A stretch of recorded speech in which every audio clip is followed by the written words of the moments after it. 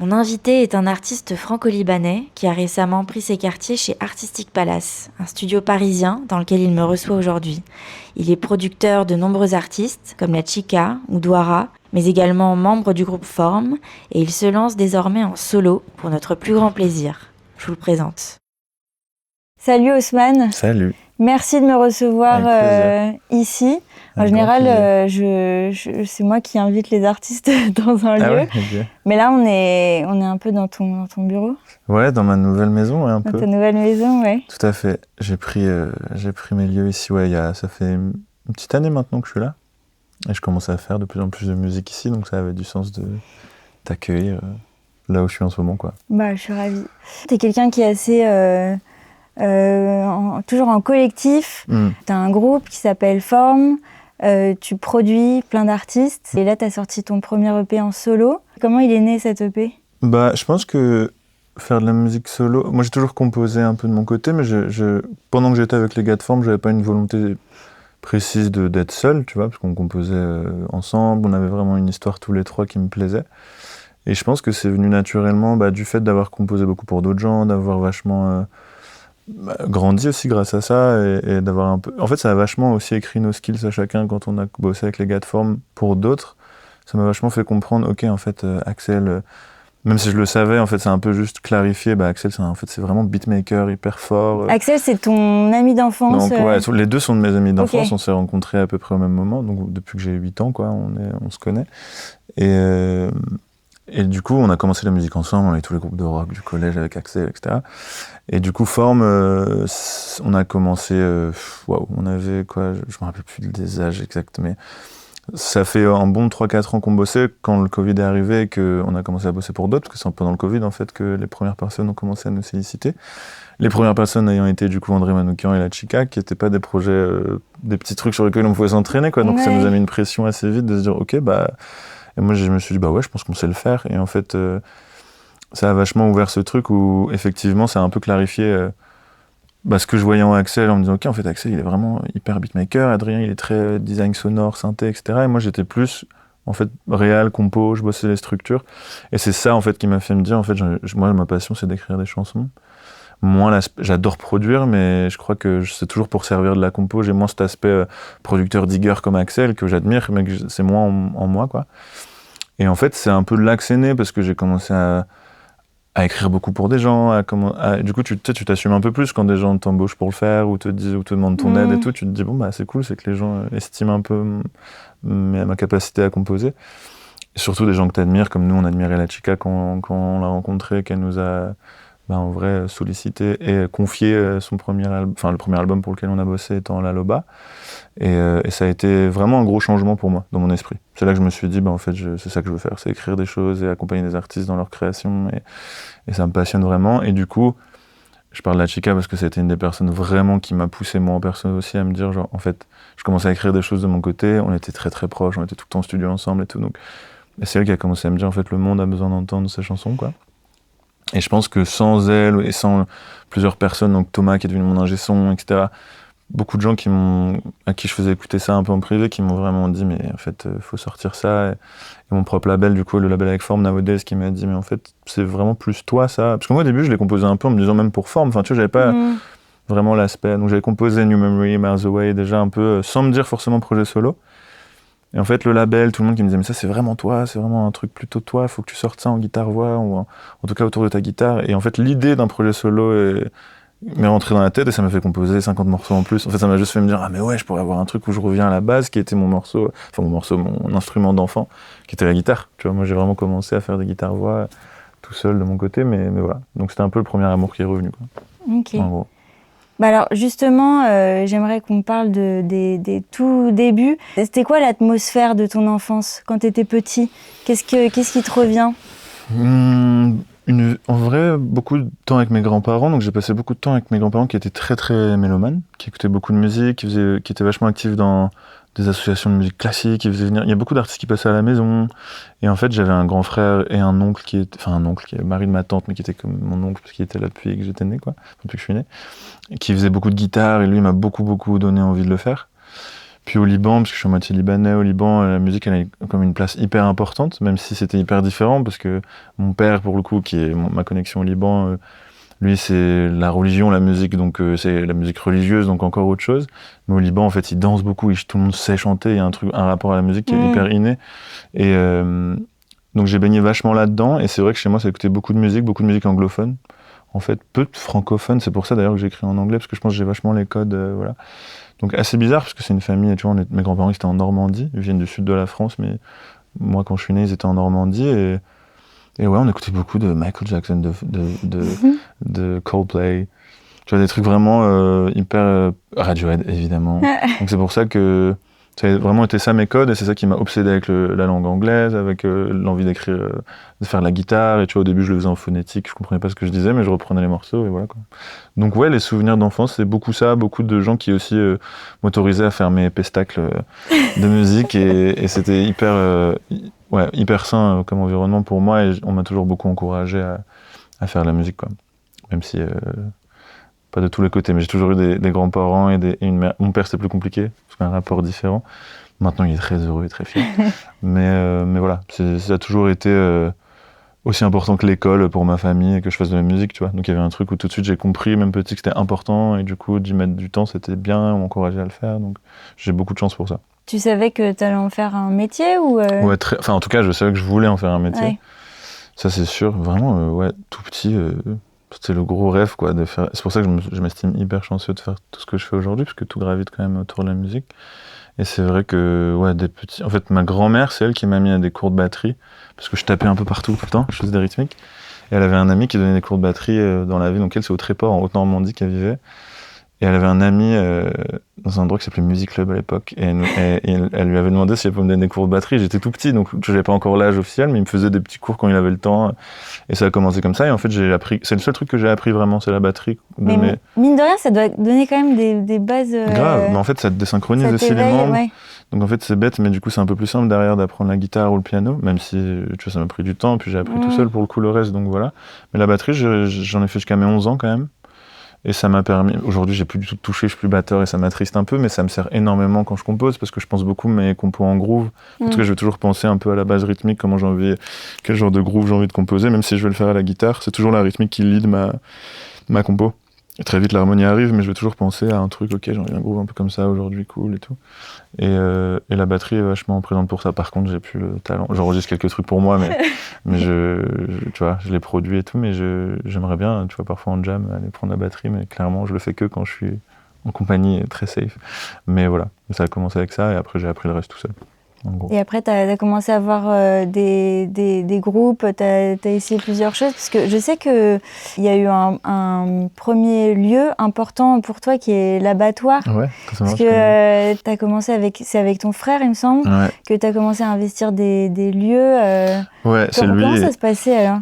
Bah, en fait, lui, il a toujours. Mon frère, on est très proches. Ma sœur, mon frère et moi, on est vraiment hyper proches, on a toujours été. Et moi, c'est vrai que j'ai eu cette chance-là d'avoir un frère qui... Bon, déjà, tu t'admires toujours ton grand frère, et moi, il s'avère qu'en plus, il était vraiment cool, et qu'il écoutait de la bonne musique, et du coup, il m'éduquait vachement aussi à écouter de la musique qui jugeait être de la bonne musique, et du coup, moi, je faisais mes propres découvertes après, mais c'est vrai que j'avais vachement découvert la musique via son spectre à lui, et il a eu cette passion assez vite, il a fait du droit, lui, du droit international, etc. Et donc, moi, quand j'avais 16 ans, il a ouvert, c'est lui qui avait vraiment eu cette notion de se dire, il y a des lieux inoccupés et on peut en faire des choses et on peut réunir des gens. Et puis c'était fait un groupe d'amis avec plein de skills et des musiciens et des architectes et tout ça. Mais d'où ça venait cette... Je saurais pas te dire exactement. En tout cas, il a eu vraiment ce truc de se dire, en fait, c'est parti vraiment d'un hasard. Il a rencontré un gars qui lui parlait de son père avait déménagé son entreprise, et il s'est juste dit, si j'ai une asso, je peux peut-être faire un contrat de gardiennage, parce qu'en gros, il y avait 1 an de battement avant que ce soit détruit. Enfin bref, je te passe les détails. Mais de base, l'idée, c'était, on profite 1 an de ce truc, on a un truc légal, on a le droit d'y être. Lui, c'était ça qu'il avait réussi à négocier. Et il a dit à ses potes, pendant 1 an, on peut occuper ce lieu. Mais ça c'est allait être un détruit. rêve absolu, quoi. Ouais. C'est la liberté totale. Et il s'est dit, sans argent, on y va tous. Tu vois, les bureaux, c'est devenu nos lieux de vie, ils se sont installés, chacun avait sa chambre, le salon, c'était une grosse orga. Et en fait, cette histoire a duré 3 ans au lieu d'1, parce que, en fait, on a commencé à faire des événements, ça a amené beaucoup de gens, donc le maire a vachement poussé pour que ça soit retardé, la destruction, parce qu'on a ramené beaucoup de monde. Donc il y avait et des grosses soirées DJ, techno, etc. et des balles populaires avec les adultes et les vieux du coin, des expos. Enfin, c'était hyper nice. Et moi, du coup, au lycée, je suis parti de chez ma mère parce qu'elle était OK, parce que j'étais avec mon grand frère qui était hyper sérieux, et du coup, et puis elle est hyper supportrice, elle venait tout le temps avec ma famille. Et du coup, j'ai pu baigner dans un truc hyper intéressant parce qu'il y avait des gens, j'étais évidemment la mascotte. Avec Axel, on était les deux plus jeunes parce qu'en fait, on est les petits frères, nous. Donc Axel le grand frère d'Axel et mon grand frère et Adri, en fait, de forme, sont des amis d'enfance, en fait, eux, et nous, on s'est rencontrés comme ça avec Axel, en fait. Ok. Donc on allait traîner avec eux là-bas et c'était ça, mes premières grosses expériences de collectif. Et c'est pour ça qu'aujourd'hui aussi, ça reste parce que mon frère, il m'a vachement inspiré ça et c'était hyper inspirant parce que c'était que des gens qui mettaient en commun des skills. Donc il y avait des architectes, il y avait des DJ, il y avait des producteurs, des petits musiciens comme moi, des menuisiers, des gens juste qui avaient des capacités socialement à faire des choses intéressantes. Enfin, en fait, il y avait vraiment plein de gens qui jugeaient... Et avec une orga, une envie de liberté et de vivre simplement. Et du coup, ça a donné un lieu vraiment incroyable dans lequel on a vécu des choses ouf. Et on avait mis un studio. Et du coup, moi, j'ai commencé à faire sérieusement de la prod là-bas, avec Axel au départ, puis avec Adrien. Et c'est comme ça que Forme s'est créée, parce qu'en fait, on était dans le 95, là, on a grandi. Et une des salles du coin, le MB, avait entendu parler du lieu. Et il faisait venir Jungle, qui était mon groupe préféré à l'époque. Et c'était ma première scène, c'était en première partie de Jungle. Et il nous a mis là, il nous a dit, vous me réunissez les prods de votre truc, il avait adoré l'histoire du lieu. Et Pascal Stirn, que je salue, que j'adore, qui m'a beaucoup aidé au début. C'est vraiment la première personne qui m'a mis sur scène, quoi. Qui m'a dit, on va te faire ça. Il me mettait des premières parties un peu improbables. Parce qu'il faisait son travail d'antenne, tu vois, de salle locale qui pousse les jeunes du coin. Et c'était hyper précieux, ça, dans le 95. On m'a beaucoup aidé. Les salles du coin ont fait un taf que moi je trouve vraiment hyper précieux, de te mettre en résidence, de te mettre à disposition une scène si tu veux travailler. Et en fait, toi, ça te donne une sensation de te professionnaliser hyper tôt, que t'es des gens, tu vois, qui estiment ce que tu fais, qui te mettent à disposition une salle avec des techos pour apprendre à chanter dans un micro, puis à faire un mix, puis à faire des lumières, enfin, tu vois. Donc, ouais, c'est hyper précieux. Donc ça a commencé à l'abattoir, effectivement. Ça a été une aventure. J'ai lu aussi quelque chose que je trouve hyper touchant qui venait de ton frère, qui disait on peut faire des grandes choses avec beaucoup d'ambition et d'énergie et d'envie et sans argent, quoi. Et ça, je trouve que ça donne une ligne directrice après en tant que musicien et créateur et à fond. C'est ça qui était hyper inspirant, ouais, dans sa démarche, et on l'a refait après du coup avec le Musée Sauvage. Mais c'est vrai c'est lui qui m'a inspiré ça vraiment, parce qu'il avait cette vision-là en voyant les lieux, il savait par quoi commencer, par quoi faire, mais vraiment sa notion et sa vision de base, grossièrement, c'était on réunit des gens, et avec la force du collectif des gens, on peut faire énormément sans argent. Et on peut aller chercher des fonds, on peut aller chercher des aides, mais on n'a pas besoin de se dire qu'il nous faut des millions d'euros pour faire des trucs. Et en fait, ça s'est prouvé plusieurs fois. Et c'est vrai que ça reste parce qu'on a des skills aussi. Lui, il avait des skills de monter des dossiers dessus. Ma sœur aussi s'est formée hyper vite à ça, donc ça a été monstrueux. Et du coup, moi, j'avais vraiment la responsabilité plutôt d'en faire un fief d'artiste, de créer des visions, comment on veut que les concerts soient... aménager, comment on fait sonner les choses, etc. Et c'était vraiment hyper complémentaire, quoi, nos skills à tous les trois. Et après, il a su fédérer, puis on a tous ramené un peu des gens qui nous ont aidés énormément, qui sont devenus nos amis, tu vois. Donc ouais, c'est le truc qu'il avait, effectivement, c'est de dire, on peut commencer en tout cas sans rien, sans argent, juste en mettant en commun des gens qui ont envie et qui ont des skills, et voilà. Et l'échange de savoir. Ça attire des gens après qui ont envie de participer, d'en être, quoi. Bah ouais.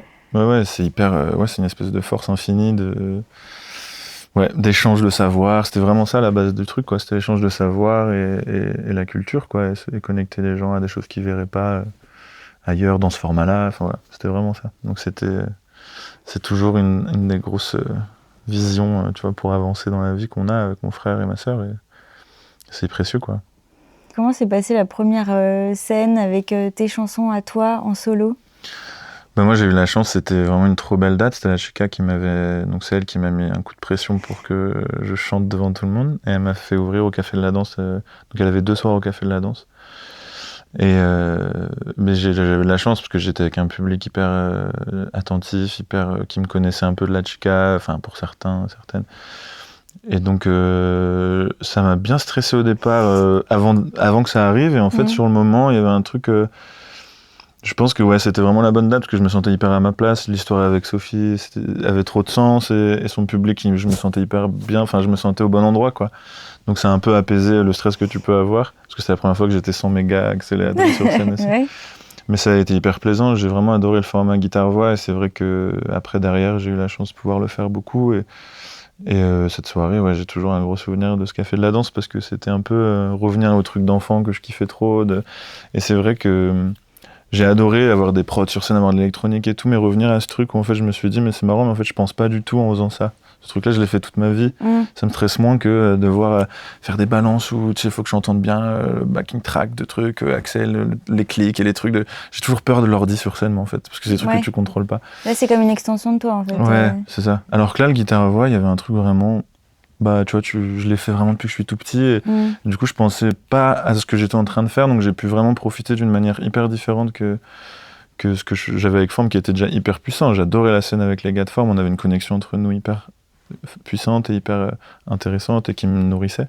Mais c'est vrai que le solo, ça a ouvert un truc tout de suite où je me suis dit, oh, tu sais, je sortais de scène, j'étais moins fatigué qu'en arrivant, presque, alors que je sortais de scène avec Forme, j'étais rincé, j'avais tout donné, j'étais en sueur. C'est pas du tout la même énergie qui se dégage. Tout, ouais. Il y a un truc vraiment qui revient comme ça avec le solo et je l'ai appris ensuite en le faisant beaucoup. En plus, du coup, en devenant de plus en plus aussi, en arrivant avec un truc beaucoup plus apaisé aussi sur scène au fil du temps. Et je trouve que le solo, ouais, il y a un truc hyper... ça circule, quoi. Et les gens, ils te rendent une énergie et tu ressors avec quelque chose de hyper... t'as reçu plein d'amour, quoi. Et je trouve ça hyper...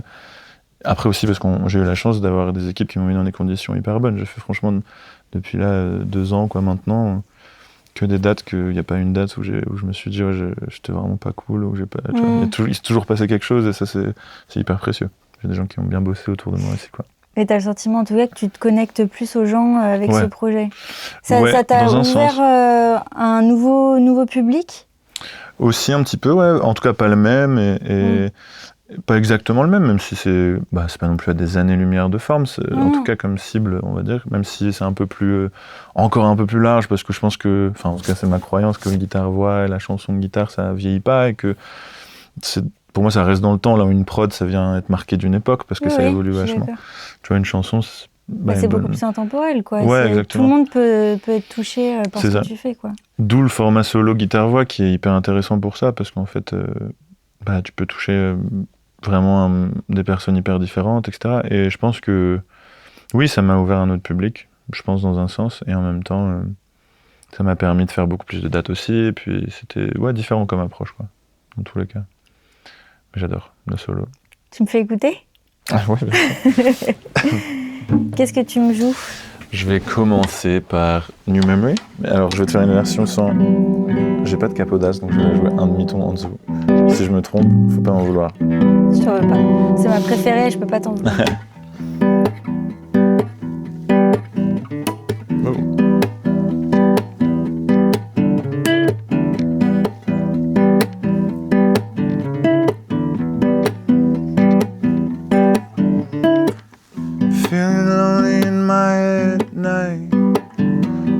Tell them everything is fine, but I'm with you on the inside. Now we're talking again. It's a good thing that I've got no plans, 'cause we're about to take the same ride. Yes, we're about to take the same ride. Oh, looking like we're back again. As we're entering a dangerous game. As we're making memory. We're making memory. Now I just hope that no one's hurt. 'Cause it feels like we'll never learn. 'Cause we're making memory.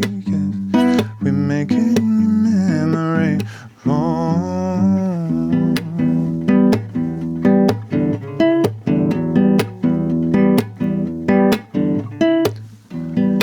Up in a back of a car, I can tell that we're not going far.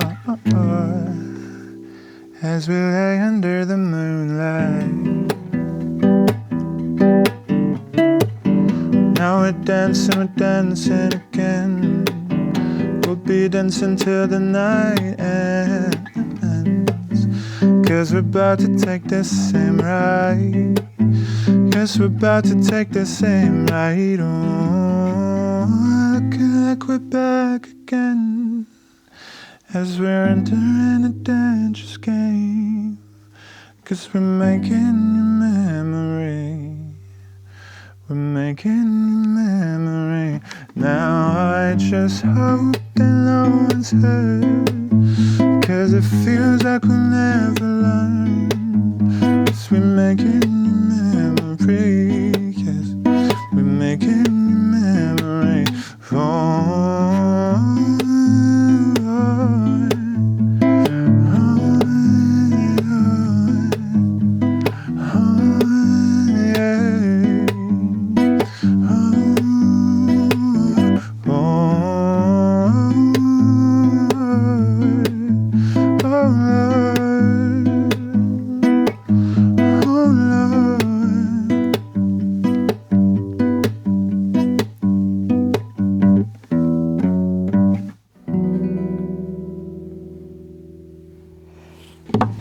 Merci. Je t'en prie. Qu'est-ce qu'il est beau ce titre. Merci. Un des tout premiers New Memory que j'ai écrit en solo, caché très longtemps. Mais ouais, c'était un titre hyper important pour moi. Enfin, je pense que ça a été un peu le titre qui m'a fait comprendre un peu ce que je voulais faire en solo, tu vois. Ouais. Dire, en fait, j'aime trop... Enfin, en plus, c'est vraiment celui que j'ai produit exactement comme je voulais, tu vois, hyper simple, avec juste les guitares, juste ce truc, et ça a orienté vachement la direction globale. Mais alors, c'est ce que je voulais te demander, comment tu trouves ton son à toi, après avoir eu l'habitude de travailler autant pour d'autres, en étant en groupe. Est-ce que ça a été instinctif, ou est-ce qu'il y a une vraie réflexion autour de... est-ce que tu t'autorises plus de choses? Est-ce que tu fais... Comment ça s'est passé, la production? Bah, ça évolue encore, mais au tout début, je pense qu'il y a eu des évidences. En tout cas, ce côté vraiment axé autour de la guitare, assez épuré, qui ensuite a évolué un peu, parce que même dans le premier EP, en fait, il y a Marzo et New Memory qui avait une direction assez claire, genre très guitare épurée, faire même les rythmiques à la guitare, il y a vraiment ce truc.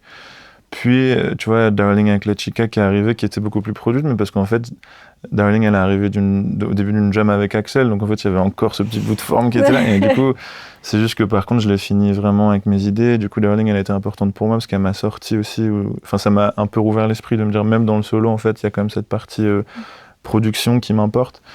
Et ce titre avec la Chica qui a été hyper important, tu vois, pour définir l'univers aussi, quoi. Et après, dans On Fall, tu vois, par exemple, qui a été un bon...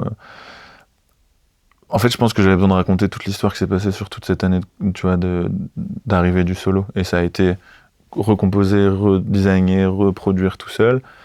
Garder quand même, tu vois, mes amis de forme proches. Parce que même si on a arrêté le projet forme en soi, en tout cas, on faisait plus de sorties en tant que forme, on continuait à être ensemble et ça me tenait à cœur que ça fasse partie du truc. D'avoir l'histoire avec la Chica, évidemment, qu'elle fasse partie de l'EP, c'était hyper important. Et ça s'est fait naturellement. Et ensuite, sur le dernier de l'EP, qui est beaucoup plus, tu vois, il y a beaucoup plus d'instrumentistes et tout, c'est parce que j'ai fait cette rencontre avec ces musiciens qui m'a vachement marqué, en fait. Et du coup, j'avais besoin qu'ils soient dessus aussi, naturellement. Et je dis ça maintenant avec du recul, hein. Sur le moment, c'était des choix assez... instinctifs. Ouais, instinctifs. Et en fait, quand je revois l'EP, maintenant, je me dis, c'est drôle, j'ai vraiment eu le début, tu vois, les deux premiers qui sont les tout premiers que j'ai écrits, qui sont hyper évidents pour moi. Under the Weather, qui est un peu lui, que pareil, j'ai fait hyper seul, mais qui mélange parfaitement ces deux mondes, un peu, quoi. Où j'ai vraiment passé du temps à, tu vois, faire un peu de chirurgie de prod dessus, mais tout partait de ma guitare, je venais de la triturer, donc c'était un bon juste milieu entre les deux mondes. Et ça m'a trop plu. En fait, j'ai retrouvé ce truc que j'avais au lycée, un peu... je suis loin d'être geek comparé à plein de producteurs, mais j'aime trop, tu vois, aller chercher des trucs, revenir dessus le soir et refaire des trucs. Et Under the Weather avait un peu ce truc-là de rejouer avec les sons, refaire des petits trucs à la guitare, les triturer. Et ça, c'était hyper cool. Donc, et aujourd'hui, ça évolue, tu vois, je reprends plus plaisir à vraiment produire des chansons et moins faire de la prod. Parce que cette nuance dans mon esprit, elle est assez... c'est récent que ce soit clair, en fait, où je me dis maintenant, je produis mes chansons, mes idées de chansons, et j'adore le faire. Je viens créer le design de mes chansons hyper vite. Et j'aime bien passer du temps à créer ça en composant. Mais je fais plus de la prod pour faire de la prod, là où avant je pouvais juste faire du beat pour faire du beat, faire trouver un synthé.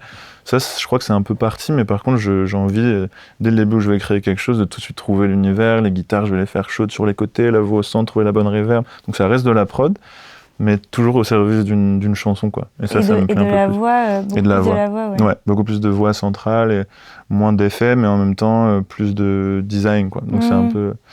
Donc voilà, donc ça évolue encore, mais j'aime beaucoup, surtout en changeant d'endroit, tu vois, à chaque fois t'as des nouvelles perspectives, des nouveaux instruments, des nouvelles choses.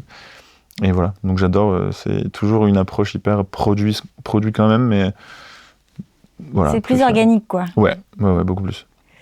Est-ce qu'on peut parler de la chica, forcément, on t'en parle depuis le début, mais j'aimerais bien savoir un peu, parce que c'est une de tes plus grandes rencontres humaines, artistiques sur ton clairement. chemin. Comment vous êtes rencontrés ? Par la musique. Moi, j'étais un grand fan de la chica avant de la connaître. Donc toi, t'étais fan avant qu'elle te propose de travailler. C'est elle qui est venue vers toi. Ouais, carrément. Non, c'est moi qui lui ai envoyé de la musique de base, parce qu'on était vraiment fans en fait avec les gars de Forme. Et en fait, on avait fait un feat avec Forme. Donc moi, je l'avais contacté vraiment comme un fan, quoi. J'ai envoyé ma musique et elle avait écouté. Donc c'était à l'époque, elle avait sorti que Oasis, Cambio, tout ça. Donc elle allait sortir Cambio. Donc elle avait sorti que son premier EP. Et c'est mon grand frère qui m'avait fait découvrir la chica en me disant, mec, j'ai découvert ça et tout. Et on est tous tombés in love et je lui avais envoyé. Alors je sais plus si c'est les démos ou le premier EP sorti de Forme, mais c'était vraiment le tout début de Forme. Et elle m'avait répondu, c'était sur Facebook quoi à l'époque, et elle m'avait dit quelle voix, trop beau, écoute, trop bien quoi. Et du coup elle m'avait invité à un de ses concerts, on s'est rencontrés, et puis en fait elle m'avait fait écouter Cambio du coup, et ensuite je lui avais envoyé les démos du deuxième EP qu'on signait chez Nowadays, donc c'était la suite de Forme. Et ça a commencé comme ça, donc on a fait un feat avec Forme, et ensuite il y a eu la rencontre avec Axel et Adri, puis on s'est tous rapprochés dans la vie, parce qu'on a passé 8 ans de nos vies quand même ensemble avec Sophie après ça, donc grosse rencontre, et ensuite hyper proche de Axel et Adrien aussi, et du coup elle a vachement chamboulé nos vies, quand même, parce c'était la première fois qu'on avait... Alors bien sûr, Manoukian, c'était aussi quelque chose. André, que je salue.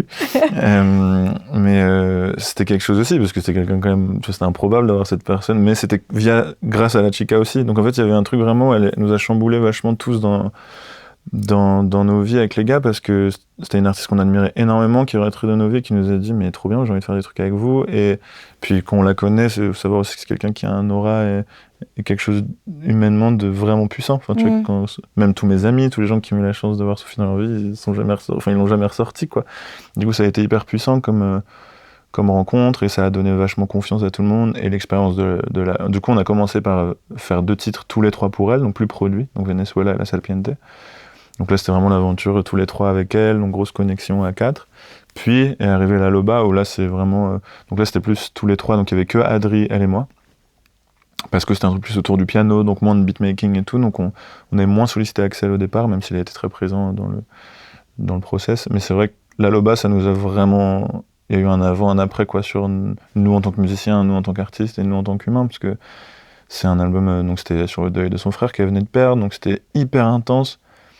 Elle était en plein deuil, on a dû l'aider à construire tout ça.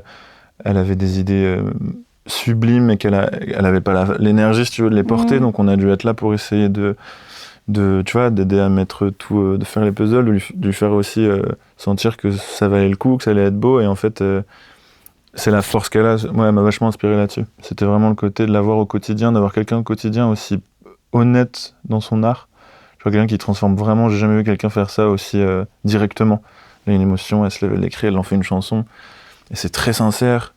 Et dans tous ses choix au quotidien, tu vois, d'avoir quelqu'un qui m'inspirait sur le côté, genre, waouh, aucun choix n'est fait pour la stratégie ou tout ça, vraiment l'art pur. Moi, ça m'a vraiment chamboulé. Et avec Adri, tu vois, de bosser avec quelqu'un en studio qui mettait ses tripes et qui était hyper exigeante, mais qui en même temps nous laissait vachement de liberté, ça nous a vachement fait grandir. Donc ça a été hyper important. Donc après, en plus de ça, c'est elle qui a engendré le solo, c'est elle qui m'a mis sur scène, c'est elle qui m'a... Donc c'est évidemment quelqu'un de très important, et encore aujourd'hui, quelqu'un que, tu vois, dès que j'ai une démo, c'est la première qui l'entendra, dès qu'elle a une démo, je suis le premier qui l'entend, et c'est hyper précieux, quoi. C'est une rencontre magique, c'est un peu une âme sœur. Complet. Et pour moi évidemment, et même pour je peux parler au nom de toutes les personnes, et du musée sauvage ensuite, et tu vois, là, même dans le lieu, le musée sauvage, elle a une importance énorme, parce qu'en fait, ça a été une des grosses ambassadrices qui a ramené beaucoup d'artistes, une des premières qui a joué, donc qui a ouvert un certain réseau d'artistes aussi grâce à ça, qui a compris la politique du lieu, et qui, donc ouais, c'est grosse âme sœur jusqu'à aujourd'hui, c'est mon humain préféré de la vie, tu vois. Donc ouais, ça a fait grandir énormément. Et quand vous chantez ensemble, il y a quelque chose d'ultra puissant, je trouve. Ouais, c'est toujours très particulier. On dirait il y a quelque chose de à la fois, enfin il y a un truc sauvage, un peu animal ça dépasse la musique, je trouve, quand vous chantez ensemble. Bah elle crée ça, Sophie. Elle a un truc. Moi j'ai un truc très. On se compare vachement comme ça. Sophie, elle décrit souvent les gens un peu avec des images comme ça. Et moi elle me dit toujours que je suis un arbre, tu vois, que je suis très ancré, quoi. Ouais. Et c'est vrai que je dis ça parce que souvent quand je chante avec elle sur scène, elle me prend vachement dans son énergie, parce qu'en plus souvent c'est qu'elle m'invitait en guest sur ses shows, donc je venais un peu au service de son spectacle, quoi, entre guillemets. Donc je rentrais dans son énergie. Et c'est vrai qu'elle instaure un truc souvent comme ça, hyper, tu sais, Sophie, elle te regarde, elle chante, elle te regarde dans les yeux, et puis elle a vraiment une énergie. En plus elle a des yeux, mais j'ai jamais vu des yeux comme ça. Bah ouais, donc c'est très particulier. Et c'est vrai que c'est toujours assez différent selon les étapes dans lesquelles on est, parce que tu vois, la dernière fois qu'on a chanté ensemble, elle venait sur ma carte blanche, donc c'était encore hyper différent. Mais c'est toujours hyper puissant de chanter avec elle. Tu vois, Ferber, elle est venue faire un titre, mais c'était un moment hyper puissant, quoi. Elle arrivait à instaurer un truc. Donc c'est. Ouais. Et puis sur l'EP, je suis hyper content qu'elle était là sur un titre qui est presque magique, quoi. Parce qu'il est arrivé. C'était vraiment un titre qui racontait la rupture qui arrivait après. Enfin, tu vois, c'était improbable comme procédé. Mais ouais, hyper importante pour nous tous, en fait, dans Forme. C'est quelqu'un qui nous a vraiment chamboulé, quoi. Est-ce que tu veux me parler un peu du musée sauvage pour les gens qui connaissent pas? Bah écoute, tu parlais de l'abattoir, en fait c'est après... C'est une continuité, quoi. Alors c'est pas la même chose, mais c'est la même... Le même esprit. Ouais, le même esprit de mon frère, en fait, qui après donc une fois que l'abattoir c'est fini, on savait que ça allait être fini, mais c'était quand même la dépression, même si c'était par définition éphémère, et c'est ce qui est important d'ailleurs, c'est que ce soit éphémère pour que ça tienne. Mais bon, c'était quand même dur de quitter cet endroit, etc. Et en fait... quelques années après, c'est mon frère qui nous a appelés, ma sœur et moi, en disant bon, il y a un truc à Argenteuil, un musée abandonné, faut qu'on le chope. We are back. Ouais, et il nous disait, ça va être beaucoup plus institutionnel, tu vois, c'est à la ville et tout, mais on peut faire un lieu culturel, enfin, franchement, faut le choper, il y a des trucs à faire, ça fait 11 ans que c'est abandonné, il y a trop d'espace, tu vois. Et c'est lui qui a créé ça, donc moi je te dis, ok, et c'est lui qui a vraiment la vision, parce que moi, si tu veux, évidemment, ça me fascine quand il me parle de ça, mais je sais même pas par où commencer, moi, sur ce genre de... Enfin, maintenant, c'est différent, on l'a fait, on l'a refait plusieurs fois, maintenant, mais à ce moment-là, moi, il me confie juste, si tu veux, le truc de ramène des artistes, crée des choses là-bas. Donc moi, bien sûr, avec plaisir. Donc moi, j'ai ces visions-là. Ok, je vois l'endroit. Ok, on peut faire ça, on peut faire ci. Mais lui, si tu veux, il a ce truc de savoir organiser. Ok, il faut qu'on commence par rencontrer des gens, ensuite, bam, puis ensuite on dépose un dossier, et puis blabla. Il sait. Et puis même en arrivant dans le lieu après, par quoi tu commences? Par un lieu énorme. Enfin, tu vois, il faut un esprit assez particulier quand même que lui il a, et que ma sœur a vachement développé aussi avec lui. Et je suis assez impressionné par leur esprit à tous les deux. De prioriser les choses dans un tel truc, parce que moi j'avais, si tu veux, mon taf il était assez clair, mais c'est vrai qu'ils ont réussi à fédérer des gens, à ordonner des ordres de priorité, tu vois, on commence par le café parce que c'est important qu'on puisse accueillir vite des gens, donc on fait des travaux, puis on fait des travaux de ça, et puis toujours savoir par où aller pour améliorer le truc. Donc le musée c'est devenu un lieu culturel assez impressionnant, quoi.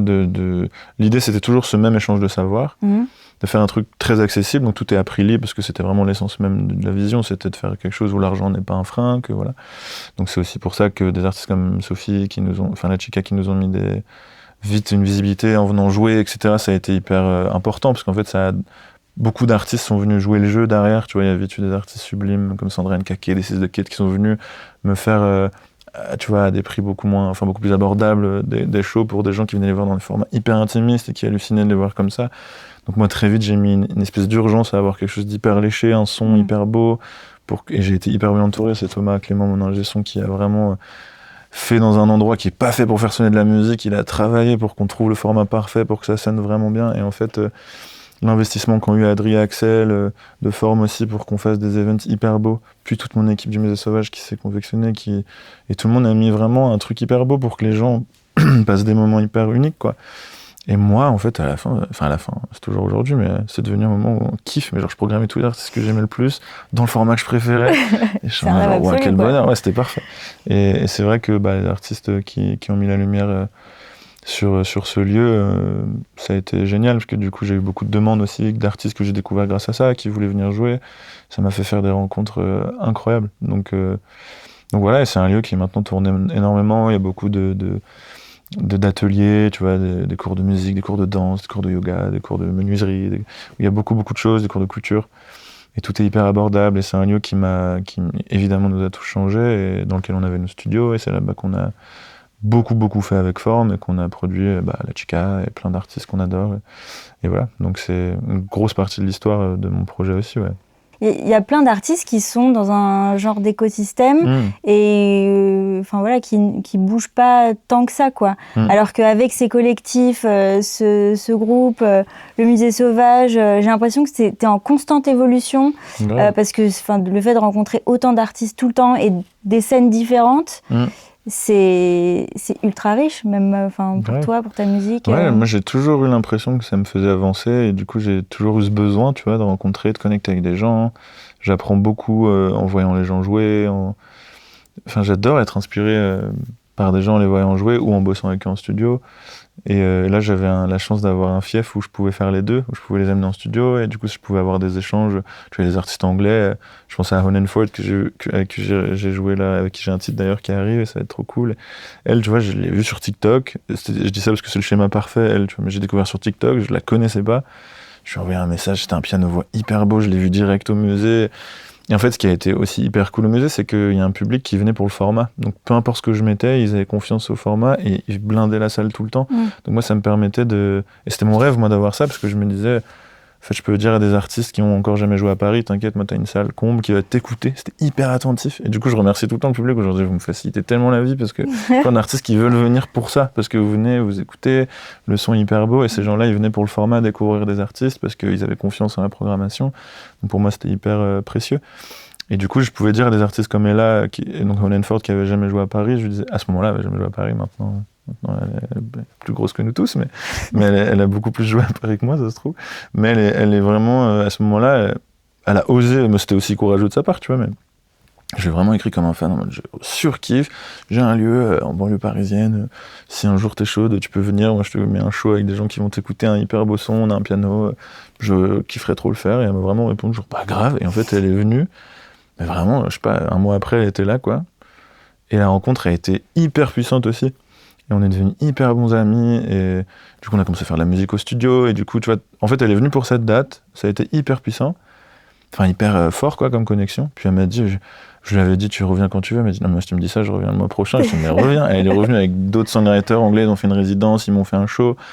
Et ensuite, elle est venue faire de la musique. Moi, je suis parti à Londres la voir. On a commencé à bosser ensemble. Et en fait, ce schéma-là, c'était vraiment ça. C'était pour moi le truc un peu cliché, classique du Musée Sauvage, c'était ça, c'était de pouvoir dire à des gens, mais prends le lieu. Et des artistes que j'admire, tu vois, il y a eu This Is The Kid qui était pour moi une des reines de la folk anglaise que j'écoutais beaucoup, que j'ai rencontré via une autre artiste qui s'appelle Bloomy, que j'ai rencontré aussi à ce moment-là, qui est venue jouer. Pareil, je lui disais, mais si t'as besoin de quoi que ce soit, de revenir, tu viens. Et elle m'a dit, en fait, je peux juste prendre la salle. En fait, il y a une énergie dans ce lieu aussi qui donne envie aux artistes de revenir. C'est pour ça que j'ai failli te dire d'y aller, parce que c'est assez puissant, tu vois, c'est un lieu qui a une belle énergie, quoi. Et du coup, les artistes s'y sentent bien.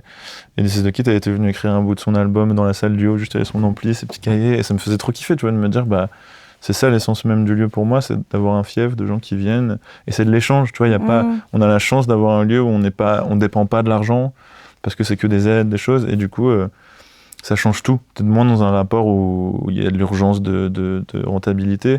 Du coup, tu peux penser tout hyper simplement, quoi, dans l'échange de vas-y, tu me fais un show, puis on peut faire de la musique, et puis tu peux venir faire une résidence 2 semaines, et du coup tout est fluide quand c'est comme ça. Toujours dans ce même esprit de l'art pour l'art, quoi. Ouais, exactement. Quand tu peux te le permettre, c'est la chance d'avoir... Et là où mon frère a vraiment eu raison de penser les choses comme ça, c'est que ça permet, le fait que ce soit éphémère, le fait qu'on tienne que sur des subventions, le fait que c'est pas nos métiers en fait d'ouvrir ces lieux, c'est juste une énergie qu'on met, où quand même t'as un retour sur investissement qui est, on a quand même eu un studio, tu vois, l'investissement, c'était ça quand même, on avait un studio gratuit dans un lieu hyper beau dans lequel on pouvait taffer, et le retour, c'était que moi je faisais la programmation, que j'investissais du temps, donc c'était l'échange simple, c'était les résidents enfin les résidents en fait fixes du lieu, ils devaient s'impliquer dans le projet, c'est tout. C'était le seul échange. Donc il n'y a pas de loyer, il n'y a pas de ça, c'est juste, tu vois, il y avait une couturière, Morgane, qui fait toutes nos tenues de scène, et mes tenues de la vie, qui fait les tenues de la chica. Il y avait un truc hyper gros échange. Donc tu vois, à côté de nous, on avait une couturière chez qui on pouvait taper, à côté de notre studio. Mais je me disais, t'as pas un tissu un peu kaki? Ouais, grave, on se faisait une tenue de scène. Enfin, du coup, il y avait une espèce de truc un peu improbable qui s'est créé. Et Morgane, elle fait partie pleine aussi de nos vies maintenant. Et en fait, ça a été des rencontres, des choses qui ont fait que cette vision-là de base, il a prouvé à maintes reprises que ça marche, quoi. Ça marche en fait. Mais je pense que c'est vraiment accepter aussi que c'est éphémère. C'est vraiment se dire ça va pas être là toujours. C'est ça aussi qui crée ce truc d'urgence de faire des choses. Et bon, là en l'occurrence, ça fait 8 ans le musée sauvage, on se serait peut-être pas dit que ça ferait aussi longtemps. Et si ça se trouve, ça va durer encore 8 ans, je sais pas, je le souhaite, tu vois. Mais tu vois que ça dure 4 ans ou 8 ans, en fait, c'est hyper beau et ça vaut déjà le coup. Et moi, j'ai pas arrêté de dire, mais au bout de 2 ans, ça aura déjà valu le coup, on a fait des trop beaux shows. Et puis là, 8 ans après, on a vécu tellement de choses. C'est dingue. Donc oui, c'est hyper intéressant. Et moi, ça m'a nourri artistiquement. Je sais même pas où j'en serais sans ça, c'est sûr. Mais voilà. Donc ouais, le collectif à fond, quoi. Rassemblé. J'aimerais bien qu'on parle aussi des 2 concerts que tu as fait au studio Ferber. Ouais. Raconte-moi comment ça s'est passé, comment ça s'est organisé. Écoute, Ferber, pour le coup, là où j'ai eu de la chance, c'est que j'ai bien choisi mon producteur de spectacle, déjà. C'est que en fait, Sébastien Zamora, qui est mon producteur spectacle, mon tourneur, appelle ça comme tu veux, il a vraiment... je l'aime beaucoup pour ça, parce que... Enfin, je l'aime beaucoup tout court, mais vraiment là-dessus, il a toujours respecté sa promesse qui a été de me dire, moi, en fait, ce qui m'intéresse, c'est de te suivre dans tes délires et de faire en sorte que je trouve des fonds pour que tu le fasses. Et il m'a toujours dit ça. En fait, lui, il m'avait découvert via la Chica, parce qu'à l'époque, elle était chez Zamora. Elle est partie, moi, quand j'ai signé, elle était déjà plus là, mais il m'avait vu parce que je venais en guest, etc. Et il m'avait dit déjà à l'époque, quand j'avais fait le Café de la Danse, il m'avait dit, moi je signe quand tu veux. Et je lui avais dit, mais pour l'instant je suis avec mon band, et avec Forme on était chez un autre tourneur. Ma priorité ça restait Forme à ce moment-là, on sortait un album. Mais je lui avais dit par contre, quand j'avais déjà ma vision à ce moment-là quand même du solo qui arrivait, je lui avais dit par contre quand je sors le solo, je te dis quoi. Et quand je l'avais recontacté en lui disant écoute, je vais lancer un peu le solo si jamais, il m'a dit oui, trop chaud. Et à ce moment-là, il m'avait dit moi, en vrai, tout ce qui m'intéresse aujourd'hui, lui là, ça fait longtemps qu'il fait ce métier, avec Seb quand même. Il a de la bouteille, même s'il fait encore très jeune et qu'il est très en forme. Mais ça fait un moment qu'il est là. Et il m'avait dit, moi aujourd'hui, franchement, ce qui m'intéresse, c'est suivre des artistes que j'aime et les aider à construire leurs idées. Et moi, c'est vraiment ce discours-là qui m'a fait me dire, mais je crois que je vais aller avec lui parce que j'aimais trop cette manière de... Et puis il a un truc hyper direct. Et en fait, Ferber aurait pas été possible sans lui parce que c'est quand même, tu vois, un studio qui coûte cher, une orga qui est pas facile. Mais je lui expliquais qu'en fait, moi, j'avais passé ces années-là à faire ces formats-là aux musiques, je t'expliquais à jouer dans ce format-là. Et en fait, avec mes musiciens, donc l'idée, la release, lui, ce qu'il me disait, c'est que je veux que tu arrives à raconter tout ça, le musée sauvage, je veux que tu arrives à... faut que dans ton projet, on sente tout ça, tout ce que tu as digéré. Et je lui disais, pour ça, si j'arrive à faire une ambiance comme un musée sauvage, déjà, voilà. Et ensuite, très vite, lui, il m'a dit, mais c'est possible, en fait, si toi, t'as envie de jouer comme ça, les formats, on va trouver des moyens de le faire, que tes concerts en ton nom, ce soit toujours ce format-là, en fait. Et moi, je lui disais, mais ouais. Donc ensuite, il y a eu toute cette rencontre avec ces musiciens, qui s'est fait, encore une fois, grâce à la Chica, mais du coup, il y a eu un coup de foudre avec ces musiciens avec qui on a lancé. Donc moi, c'est des gens qui m'ont fait rentrer un peu dans le réseau du jazz, tu vois, dans les jazz clubs. Alors, comment tu les as rencontrés, ces musiciens ? Sophie a fait une masterclass au Pôle Sup, en fait, de jazz de Paris. Enfin, au jazz, c'est jazz, en gros. Et en fait, elle est rentrée de ça et elle m'a dit, ça faisait quelques années d'affilée qu'elle le faisait, mais elle m'a dit, cette année, il y a une promo là, En fait, l'idée, c'est qu'ils devaient faire un live de la Chica à la fin, tu vois, le résultat de ces masterclass qu'elle faisait, c'était qu'ils faisaient un show avec elle. Okay. Du coup, ils jouaient ensemble et elle m'avait dit, vraiment, il y a des petits génies. Et c'était le moment où moi, le solo arrivait fort et je lui disais, ce que je te disais un peu au début, c'est j'en ai marre de la prod, là j'ai envie de jouer, j'ai envie de tu vois, j'ai besoin de rencontrer des musiciens. J'avais même une sensation que j'avais fait le tour de Paris, tu sais, j'avais rien fait, mais j'étais en mode non, mais je crois qu'à Paris, il faut peut-être que j'aille ailleurs, peut-être que j'aille à Londres, tu sais, alors que j'avais même pas fait 10% de Paris en fait, quoi. Et en fait, elle m'avait dit, là par exemple, eux, je pense qu'il faudrait que tu les rencontres, ils sont jeunes et tout, mais ils sont forts et tout. Et en fait, elle avait organisé un repas, et à ce moment-là, ils étaient tous venus. Et je sais pas, on avait un peu de jamais dans le salon, et puis Nathan, du coup, Mollet, qui est mon pianiste préféré de la vie, avec qui j'ai la chance de jouer, il avait vraiment pris le piano, il a commencé à jouer, il y avait Cathy qui est devenue ma choriste, qui s'est mise à chanter, j'étais genre, je sais pas, directement, j'étais genre, waouh. Et il y avait aussi Mathis qui était là, on avait parlé musique, on s'était trop bien entendu, et en fait, il m'avait vu, ils m'avaient vu, en fait, pardon, j'ai oublié ça, mais ils m'avaient vu au Café de la Danse, eux. Ils m'avaient déjà dit en rigolant, genre, nous, quand tu veux, hein, si t'as besoin de musiciens et tout. Et c'est Sophie, c'est là qu'elle m'avait dit, genre, eux, vraiment, ils rigolent pas et tout. Ouais, Sophie, c'est une magicienne un peu, hein. C'est la... Bah ouais, elle a senti, quoi. C'est la bonne fée. Ouais, carrément. Bah, en fait, on a vraiment eu ce truc, enfin, on a toujours ce truc, quoi, où vraiment, bah, tu sais, t'aimes l'art de quelqu'un, t'aimes quelqu'un, dès qu'il y a des choses bien, t'as envie de lui envoyer. On s'est toujours fait cet échange-là, et c'est vrai que pour moi, ça a été hyper bénéfique. Et du coup, bah, eux, très vite, ils ont vu un truc dans ma voix où ils se sont dit, bon, bah, on va l'inviter. Eux, ils commençaient à jouer vachement dans les jazz clubs, ils étaient très talentueux. Donc très vite, on les a invités à avoir des créneaux dans les jazz clubs de Paris, ce qui est important, en fait, dans le réseau de musiciens tournés, etc. Tu vois. Donc ils m'ont invité à faire des ouvertures des jams dans les jazz clubs, etc., qui était un milieu que je connaissais pas du tout. Et en fait, moi, ça m'a ouvert un truc où je me suis dit, mais en fait, j'ai rien fait à Paris, moi, il y a tellement de musique, ça joue tous les soirs. Tu peux aller à Paris, il y a une jam tous les soirs, des concerts. Enfin, c'est impressionnant, quoi. Oui, c'est marrant parce qu'on a cette idée de Londres. Bah ouais, moi aussi, j'adore Londres, mais à Paris, il se passe aussi beaucoup de choses. C'est monstrueux. Et en fait, moi, ça m'a complètement fait retomber in love de Paris. Et je me suis dit, mais attends, mais ouf. Et en fait, cette rencontre avec eux, du coup, on a commencé à faire des répètes autour de ma musique. On a fait un premier show en band au Musée Sauvage, qui était franchement une vibration ouf, quoi. Et on s'est dit, bon, bah, trop bien. Donc, cette idée-là de les avoir et d'être ensemble, elle était née au musée dans ce format-là. Et donc, on parlait de la release de mon EP, et Seb, il me disait, bon, bah, évidemment, Seb était là au show, mon tourneur au Musée Sauvage, il m'avait dit, bah, mec, ça faut le rejouer, ça faut qu'on rejoue ce show. À ce moment-là, je faisais que du solo en première partie, que j'adorais aussi, mais là, il me disait, non, mais il y a un truc magique quand même à raconter avec ça. Et du coup, bah, la release, on était en train de réfléchir à des salles et tout, et puis moi, j'avais pensé à Ferber, mais j'osais pas, parce que c'est un des plus gros studios de Paris, quoi. Et en fait, de lui-même, il m'a dit... juste avant une date, je me rappelle, j'avais monté sur scène, je jouais avec Sarah McCoy, je me rappelle très bien. Et il est venu me voir, et on parlait avant que je monte sur scène et tout dans les loges. Et il m'a vraiment dit, pourquoi on ferait pas ça à Ferber? Il a l'air trop sympa, il a l'air trop cool. Et je lui disais, bah, moi, mec, j'ai pensé à Ferber, mais il m'a dit, bah, on peut faire 2 soirs à Ferber, on y va, quoi. Et je suis sérieux, moi, je suis trop chaud. Il m'a dit, bah, vas-y. Et je me rappelle que juste après ce même soir, donc je suis allé sur scène, j'étais trop content parce que j'avais ça en tête et tout. Et juste après, on était en train de parler avec l'artiste, justement, qui me disait, tu vas faire une release pour ton EP? Je lui dis, bah là, on disait peut-être Ferber. Il m'avait dit, pas peut-être, on va faire. Et je m'étais dit, ok, c'est cool, il trace. Et voilà, donc il a été assez fou là-dessus parce qu'il a relevé le défi, il a réservé Ferber. Et moi, je me suis mis, mais genre, une orgame. Et genre, je te dis, bah vas-y, on va inviter tout le monde, quoi. J'ai vraiment invité tout le monde. Et franchement, ça a été intense comme prépa, mais c'était le rêve d'enfant, littéralement. Franchement, ces 2 jours à Ferber, ils m'ont vraiment ils m'ont chamboulé, quoi. Vraiment. L'investissement, en fait, de tout le monde m'a hyper ému. Il y a vraiment un truc... Alors évidemment, j'avais tous mes gens préférés avec moi, le cadre, j'avais mon ingé studio Jordan qui est un monstre, qui était là pour tout capter, pour qu'on ait une captation hyper belle, donc qui était dans la cabine en train de tout enregistrer, mon ingé live qui faisait le son du moment qui se passait, qui faisait un travail monstrueux, mes gars de forme, Axel qui était là, qui faisait la régie, qui faisait tout, mon lighteux, Quentin qui est le lighteux de la Chica aussi que j'ai volé, qui m'a fait des lights incroyables, et tout le monde m'a fait grâce de ce temps-là. Et tous mes musiciens et musiciennes qui ont fait un travail fou, j'ai appelé les cordes, j'ai appelé tout le monde. Et en fait, tout le monde a joué le jeu parce que franchement, c'était ambitieux. On avait très peu de répètes parce que voilà, moi j'étais pas hyper bien organisé, tu vois.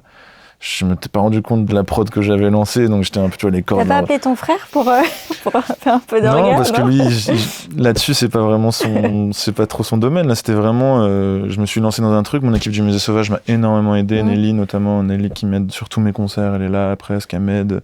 Dès que j'ai de quoi la mettre en régie générale, elle est là, quoi. Et elle m'aide beaucoup. Et donc ça a été un rêve de gosse, parce que moi c'était ce que je disais à Sébastien, je crois que mes rêves de gosse, moi c'était pas les Zénith, même évidemment j'adore, hein, là j'ai eu la chance de faire mes premiers Zénith cette année, j'étais comme un enfant aussi, mais c'est vrai que ce que j'imagine de mon rêve, c'est In the Basement de Radiohead, quoi, dans un studio où ça sonne bien avec des gens et des musiciens que j'adore, plus que les énormes salles, pour ma musique en tout cas. Mais là en solo j'ai eu des moments dans des salles trop belles, enfin j'ai eu la chance de faire j'ai vécu des moments trop beaux, hein, donc je dis pas qu'il y en a un mieux que l'autre, mais en tout cas, moi mon petit rêve personnel c'était ça. Et là, j'avais vraiment tous les musiciens qui m'avaient le plus touché et marqué dans la confection de cet EP.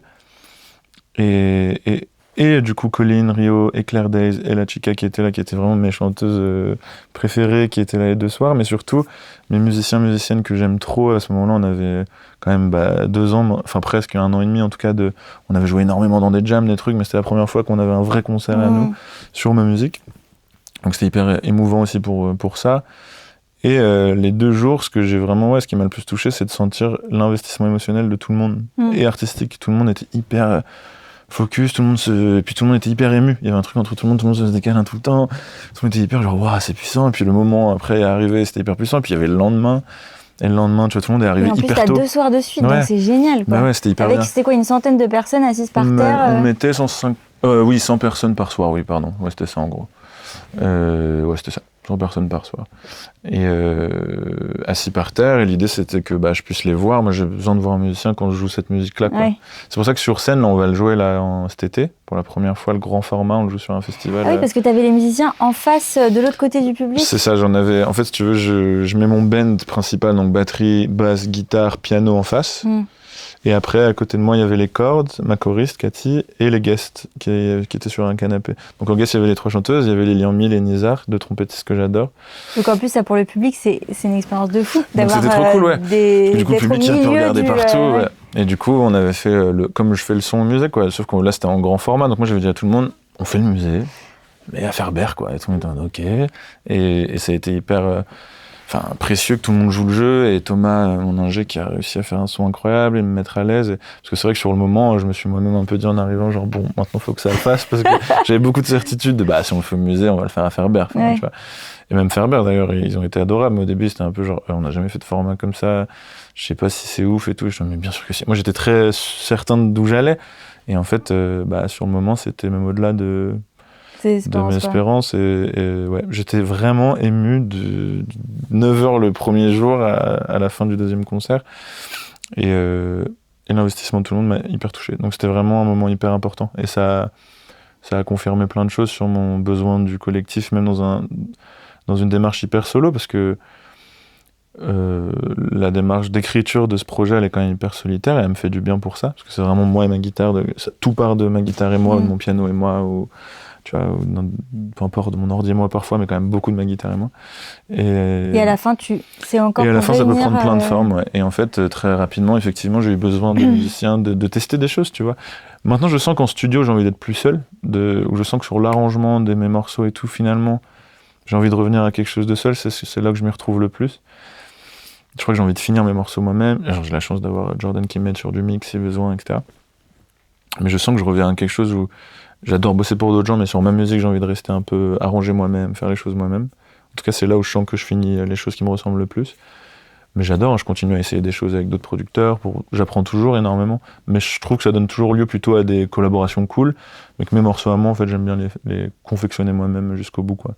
Et ça a été cool d'apprendre ça, mais en live, j'aime trop me dire que je peux vibrer en solo, vraiment, parce que j'adore le format solo, vraiment. Ça m'a procuré beaucoup, beaucoup de belles choses cette année. Mais un moment comme Ferber, en fait, je pourrais jamais m'en passer. C'est inédit. Ouais.